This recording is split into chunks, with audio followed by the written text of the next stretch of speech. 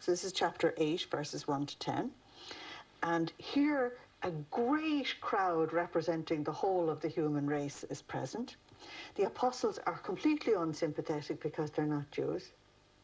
And Jesus says, I feel sorry for these people because if I do not feed them, and the I is the Lord, the I is the Messiah, the Savior. If I do not feed them, they will go off hungry and they will not be able to make the journey. In other words, they will not be able to make the journey of the redeemed back to heaven. So again, he challenges the apostles to give them something to eat. They must bring the offertory, because the apostles at this particular point, of course, don't realize that the church is going to fill the whole world. They cannot be expected to understand that at this particular point. And Jesus took the bread and blessed it and broke it and everything. Now, there are 7 baskets full left over. 7 is the perfect number. And the basket is spiries, huge, because the Gentile populations are so much greater than the Jewish. And they all ate as much as they wanted. There was going to be exactly the same thing because human beings are the same. And there were 4,000 people present. Now, again, you've got your 10 to the power of 3 for the crowd, and this time it's 4. This is the global figure, north, south, east, and west. And this means that not only is there going to be a wonderful gift of the Eucharist, Jesus' own love gift. Nicest way. Tell me about Mary's star. And what's this St. Joseph's star, very appropriate for St. Joseph's Church? We always felt that you shouldn't separate St. Joseph from Our Lady. So in any Mary garden, you should have some plants that were named for St. Joseph. And hollyhocks are one of them. The tall spire of flowers reminded our ancestors of the staff that he had, which flowered.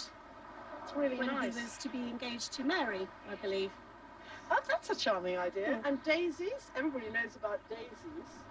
Yes, they are known as Mary's star, probably because they reminded people of the Star of Bethlehem. And this one is yours. That's ours, yes. That's actually from our own garden. We transplanted it. So, and this is a myrtle. Didn't people used to have this? Yes, didn't they used to have that at weddings, myrtle? They did indeed. Yes, you're right. Stitched it into their dresses. Yes. So that one's yours. Yes. And finally, let's hear about some rosemary. I like the smell. Yes, well, rosemary is known as Our Lady's nosegay. It's actually one of what we call the manger herbs, and we've got a whole batch of them over in the herb garden over there. And the tradition was that St. Joseph gathered herbs like this, rosemary, pennyroyal, lavender and thyme, from the fields around Bethlehem in order to make a bed for the Christ child and also for Our Lady. So they lined the manger basically with these herbs. And it makes a lot of sense because pennyroyal is actually, the Latin name for it is Mentha pulegium, which is flea.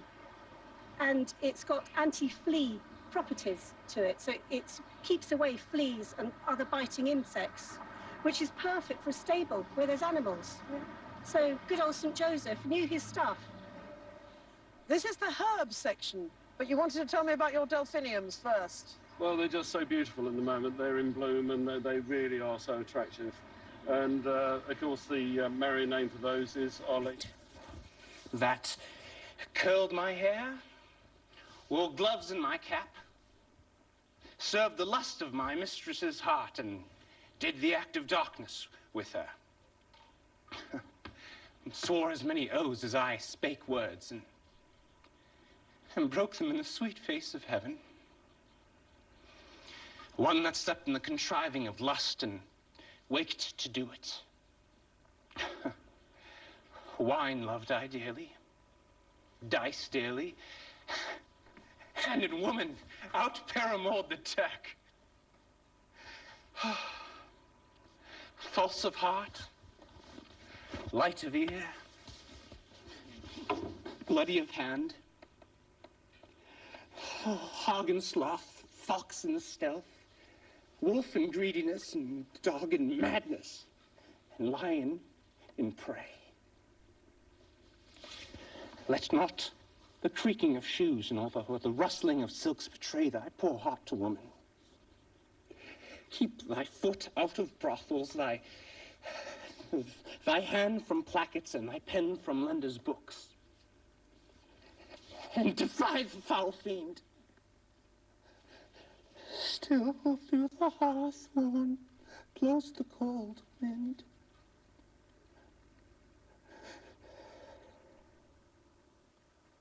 Tom's a cold. Sanity, seen as madness by the worldly, is out in the cold, confessing its sins and gaining wisdom through suffering. Tom repeats the refrain from the Franciscan ballad, and Lear, pricked with the hawthorn of conscience more than by the cold wind, emulates poor Tom's example and the example of St. Francis by tearing off his clothes and proclaiming, "Off, off, you lendings." This is the pivotal moment of the play, the point on which the drama turns, the moment when Lear finally goes mad. It is the madness of religious conversion. His conscience is baptized, and the fool makes way for Edgar. From this moment, the fool fades from view, so much so that his disappearance is hardly noticed.